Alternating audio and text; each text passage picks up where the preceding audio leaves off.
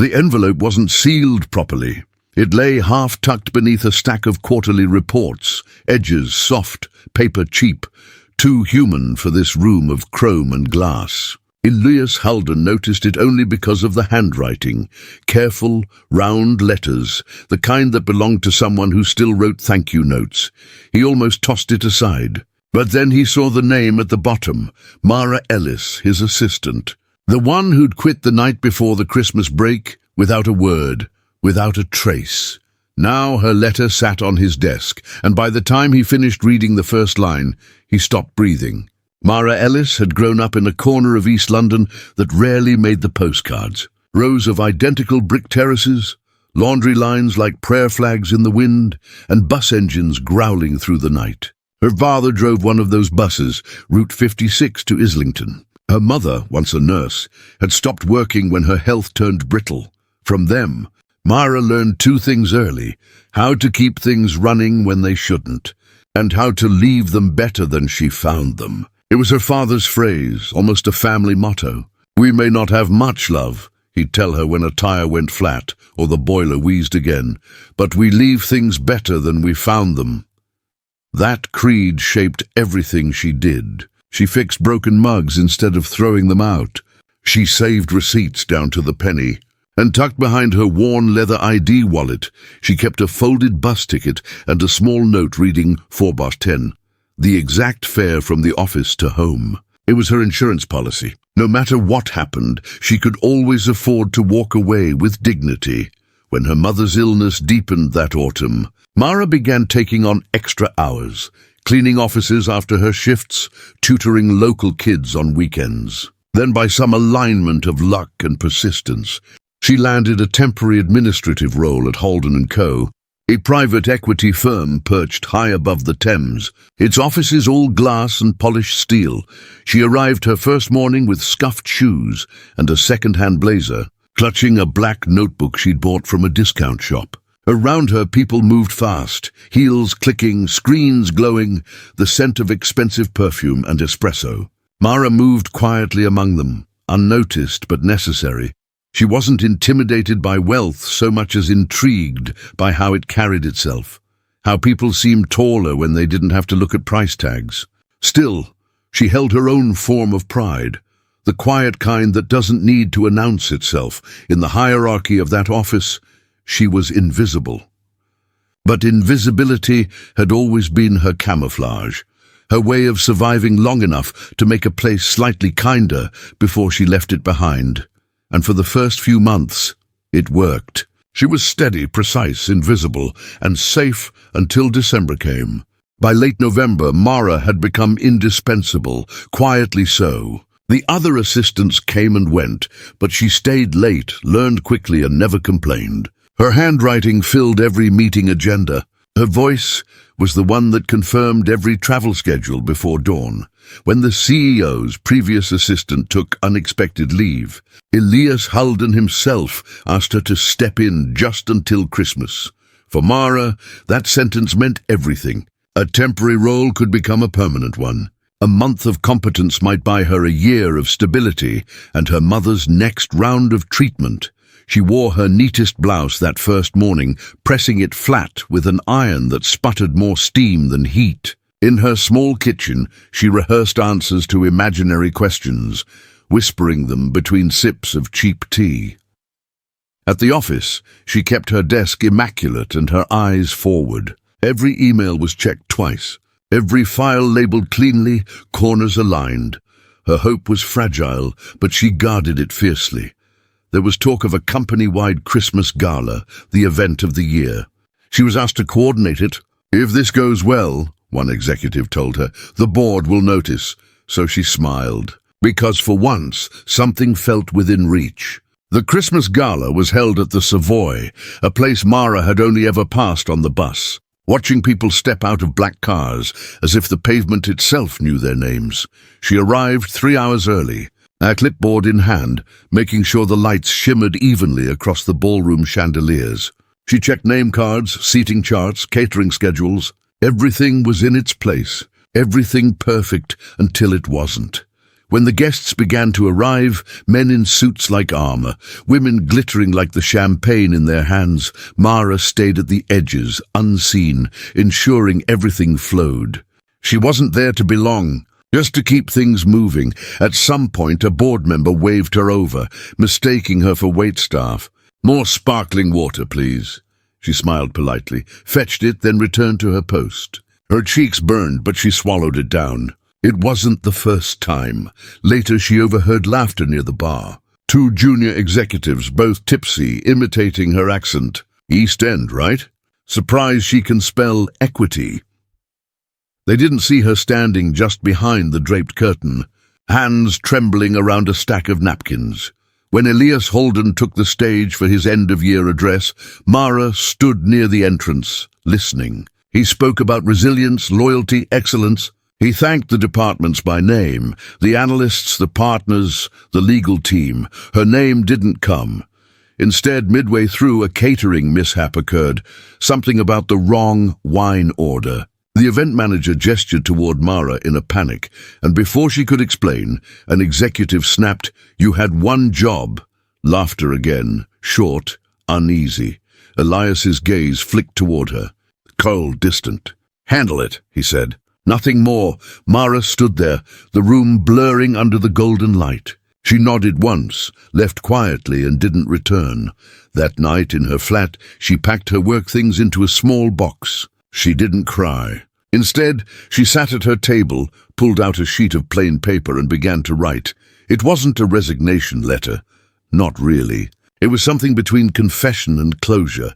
She wrote about dignity, about invisible labor, about the weight of silence. When she finished, she folded it, placed it in a cheap white envelope, and addressed it simply to Mr. Holden. The next morning, she slipped it onto his desk, then walked out before sunrise and didn't look back. Elias Holden arrived early the next morning. He always did. He liked silence before the city woke, the hum of the heating vents, the faint fog pressing against the glass. Control. That was the word people used when they described him. He kept things and people precisely where they belonged. He noticed the envelope right away. No company letterhead, no embossed seal. Just his name, handwritten. It sat on his desk, between two stacks of quarterly projections, like something out of place, an intruder. He slit it open absent-mindedly, half expecting another holiday card from an investor's secretary. But as soon as he began to read, his fingers stopped moving. Some of us work where no one looks, so others can shine where everyone sees. Her voice lived in the words, steady, without blame. She wrote about standing in rooms she wasn't meant to occupy, about watching men thank other men for work that women like her had already finished before dawn, about learning not to flinch when people mistook her for someone less. There were no accusations, no bitterness, only quiet truth. He read it twice, then a third time. Slower. It unsettled him, not because it was cruel, but because it was right in her letter. She mentioned her father's saying, "We may not have much, but we leave things better than we found them." He sat back, staring out at the city below. He'd once said something similar years ago, when he still thought success would fix everything that was broken inside him. But somewhere along the climb, he'd stopped looking down. Her words forced him to. He remembered her now, her precise handwriting on briefing notes, her calm voice on the phone, how she always stood instead of sitting during meetings, as if unsure she was allowed to. He realized he'd never learned her story, never asked. For the first time in years, he felt the faint ache of shame. He folded the letter carefully, smoothing the creases as though it was something fragile. Then, without knowing why, he slipped it into the inside pocket of his coat before leaving the office. The city outside looked the same, steel and movement, but he didn't. Not anymore. 3 days passed before Elias found her. Not through his assistants or HR. He didn't want them involved. He remembered a passing detail from her file, her postcode, somewhere near Hackney. He walked the streets himself that grey afternoon, the air sharp with winter rain and fried oil from food stalls. He found her by accident, inside a small cafe wedged beside the railway bridge. It smelled of burnt coffee and wet coats. Mara sat alone at a corner table, notebook open, a cup of tea half drunk. When she looked up and saw him, her expression didn't change, just a quiet recognition, like seeing a ghost you already expected. "Mr. Holden," she said evenly, "you shouldn't have come all this way." "I should have read your letter sooner," he replied. She gestured to the seat across from her. "You already did," he sat. The silence between them was brittle, full of things neither wanted to admit. "I wanted to apologize," he began. "What happened at the gala? You don't need to," she said. "It's done." He exhaled slowly, frustrated by her calm. "You were treated unfairly. I can make it right. Reinstatement, a raise, a year's contract." Mara shook her head. "You can't buy back dignity, Mr. Holden." People at the next table glanced over, sensing tension. "I'm not trying to buy—" he started. "You are," she said quietly but firmly. "That's what people like you do.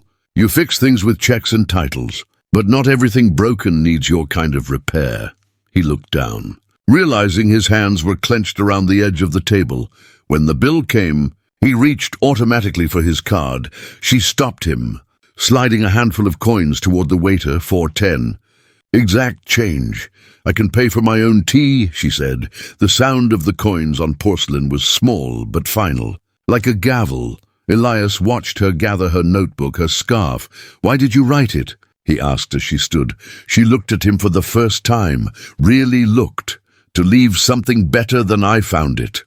Then she left, the doorbell chiming softly as she stepped into the rain. Elias stayed where he was, staring at the coins she'd left behind, realizing, perhaps for the first time, how expensive pride could be. That night, Elias didn't go home. He took a long walk through the city until the river's black water looked like glass. The letter was still in his coat pocket, its corners softening from how often he unfolded it. The words had begun to haunt him, not for what they said, but for what they revealed about himself. The next morning, he found himself outside his father's house in Kensington, a quiet townhouse, coldly perfect, much like its owner. His father, Rupert Holden, opened the door in a navy robe, surprised to see his son unannounced. "Elias," he said flatly, "it's been a while." They sat in the study, the same room where Elias had once learned to tie a Windsor knot and keep emotion out of business. The walls were lined with portraits of bankers and judges, every frame heavier than the last. "I made a mistake," Elias said finally, "with someone who worked for me. An assistant." His father poured scotch, unbothered. "Fire her if you haven't already." "There's your solution." "She quit. Then what's the problem?" Elias hesitated. "She was right," Rupert raised an eyebrow. "About what?" "About people like us." A soft laugh escaped his father, low and sharp. "Elias, we built what others only dream of. They resent that. Don't romanticize the help." Elias looked at him, realizing how easily he'd inherited that same cold logic, the same way of reducing people to function. "She wasn't resentful," he said. "She was honest." "There's a difference," Rupert's voice hardened. "You've forgotten who you are. Empathy won't keep your investors loyal. I'm not sure loyalty is what I want anymore." The old man's silence said everything. Later that night, far from that sterile house, Mara stood in a hospital room, her mother asleep beside a flickering Christmas light. She held the same phrase in her head, whispering it like a prayer. "We leave things better than we found them." But even she felt its weight differently now. Some things, like exhaustion, like class, like grief, didn't stay fixed just because you wanted them to. In different corners of the same city, two people sat with the same silence between them, each staring at what their fathers had taught them and what it had cost to believe it. It was the week before Christmas when their paths crossed again. Not in an office or a cafe, but in the corridor of a community centre near Shoreditch. Mara had come to drop off boxes of donated winter clothes. Elias was there to tour the site. His firm was considering funding a redevelopment project. Neither had expected the other. Their eyes met across the hallway, surprise briefly softening both of them. "Mara," he said, "Mr. Holden." Her tone was civil, but distant. "I didn't know you volunteered here." "I don't. I just bring what I can." She nodded toward the boxes. Old coats mostly. He paused, unsure how to stand, how to speak without it sounding like apology again. Would you stay a moment? There's something I want to discuss. She hesitated, then followed him into the empty meeting room. He laid a file on the table. The firm wants to invest in employee welfare programs. I want you to consult on them. You see things the rest of us don't, Mara frowned. So now I'm useful again? It's not like that. Then what is it, Mr. Holden? Her voice was calm, but the tension in her hands betrayed her. Charity? Guilt? He met her gaze. Maybe conscience. That's just guilt wearing a better suit. He looked away, jaw tight. You think I'm trying to cleanse my reputation? I'm not. I'm trying to understand what I missed, she exhaled. Understanding doesn't need a budget. Then help me without one, he said quietly. Just your advice. Mara folded her arms. You still don't get it. People like me can't afford to advise. We do. We survive. And when we speak, it's called complaining. He didn't respond immediately. Instead, he said, You think pride protects you. It doesn't. It isolates you, her eyes flashed. And you think money redeems you. It doesn't. It numbs you. The silence that followed felt like an open wound, raw, honest, impossible to close. Finally, she said softer this time, I'll look at your project. But not for you. For the people it might help. Elias nodded. That's all I'm asking. They didn't shake hands. They didn't need to. The argument hadn't settled anything, but it had cleared the fog between them.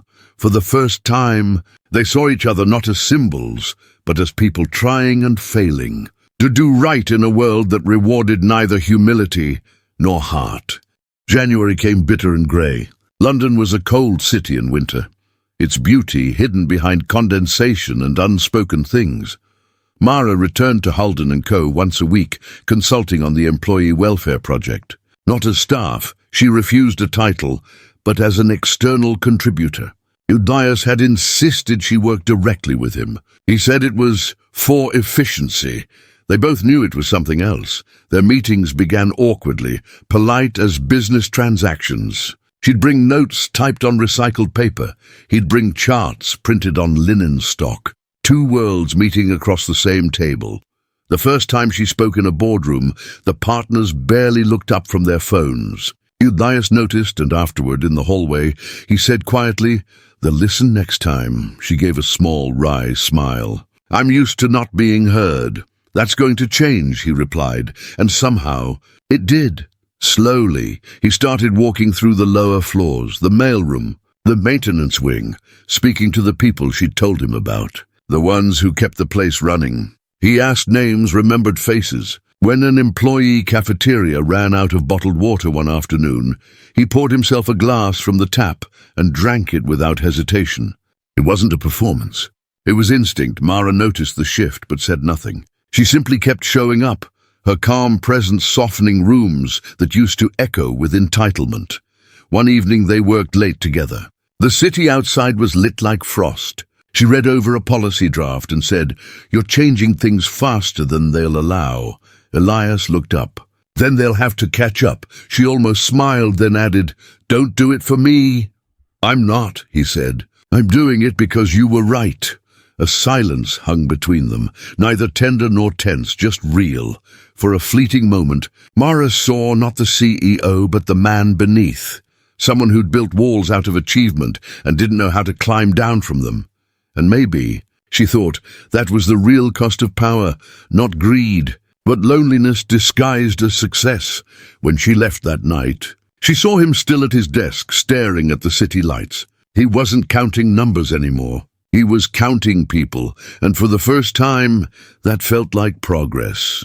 By mid-February, the air in the office had changed. The welfare initiative was gathering momentum, quietly but undeniably. Lower-level staff were being heard. Break rooms got small upgrades. HR meetings started with listening rather than memos. Mara's fingerprints were everywhere, though no one outside their circle knew. Then came the press leak. A financial blog published a story, Holden & Cohen planning pre-holiday layoffs to protect Q1 profits. By afternoon, reporters were outside the building. Investors were calling. The board demanded a meeting. Elias's name was on every headline. When Mara arrived that morning, she found him alone in the conference room, sleeves rolled up, staring at a spreadsheet full of numbers that now looked like casualties. "They want me to announce it," he said quietly. 500 jobs. Before Easter." Mara set her notebook down. "That's half the people who can't afford to lose them." "I know." "Then don't." He looked up, exhaustion flickering behind his composure. "It's not that simple. There are investors, commitments. If I refuse, I lose control of the firm. And then they'll do it anyway, without the severance, without the plan. So you'll do the wrong thing because it's inevitable?" He didn't answer. The silence between them was thick with helplessness. She stepped closer. "You asked me to show you what you didn't see. This is it. These aren't figures, Elias. They're people who still believe that if they work hard, someone up there cares." He rubbed a hand over his face. "You think I don't care?" "I think you've forgotten what caring costs." For a long time, neither spoke. Outside, the river moved slow and heavy, like time refusing to stop. Finally, he said, "When I started this company, I thought success meant freedom. But every deal just built another cage around me. Shareholders, image, profit margins. I'm trapped in what I made." Mara nodded softly. "So am I. Different cage, same bars." He looked at her then, not with defense but recognition. Two people on opposite ends of the same ladder, both realizing they'd climbed too far to see the ground, and somewhere in that shared silence, the first thread of trust formed. Not forgiveness, not friendship, but understanding. It was the beginning of something neither could yet name.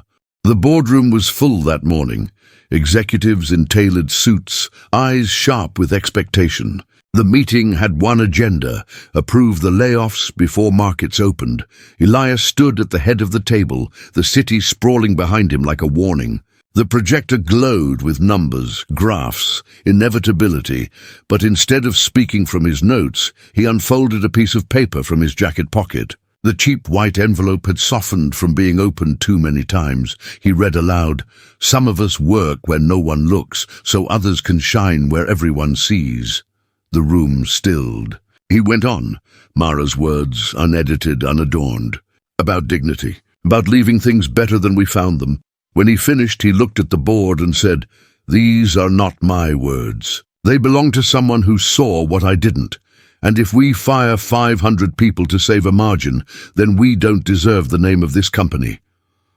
A long silence followed. No applause, no outrage, just the quiet shifting of people rethinking their reflections. Mara watched from the back of the room. She didn't speak, didn't smile, but she knew something had broken open in that silence, something that couldn't be sealed again. 2 weeks later, London softened beneath a pale December sun. The frost along the pavements melted into silver lines, and from the higher floors of Halden and Co., the river looked almost kind. Mara stood in the lobby again, different coat, same shoes. The receptionist smiled this time, not out of courtesy but recognition. "He's expecting you," she said. The elevator rose in silence, its mirrored walls reflecting a woman she barely recognized. No longer invisible, no longer apologetic, just present. When she reached the top floor, Elias was standing by the window, no tie, sleeves rolled. The letter she'd written months ago rested on his desk, folded neatly beside a new one, unaddressed. He turned. "We've restructured. No layoffs. It'll hurt the numbers, but I'll live." Mara nodded once. "You did the right thing." "We did," he corrected quietly. He gestured to the chair, the same one she'd stood beside all those months ago, never daring to sit in. This time she did. He slid a small envelope across the desk. Inside was 4 bar 10, the same bus fare she'd once guarded like a shield. On a slip of card beneath it, a line in his handwriting read, "For the journey you chose yourself." Mara smiled, just slightly, the kind that holds both pride and peace. She slipped the coins into her pocket, the same way she had every morning before work. Outside, the office hummed with ordinary life again. People typing, phones ringing, the scent of coffee in the air. But the world felt different now, less about who was seen, more about who was finally heard. As she walked out into the London winter, she whispered her father's words once more. We leave things better than we found them. And for the first time, she truly believed she had. Sometimes, the smallest letter can change the way a giant learns to see. Sometimes 410 can buy more than a bus ride. It can buy freedom, self-respect, and a second beginning. If this story made you feel something about dignity, courage, or the quiet cost of being unseen, like, share, and subscribe for more stories that remind us what it means to be human.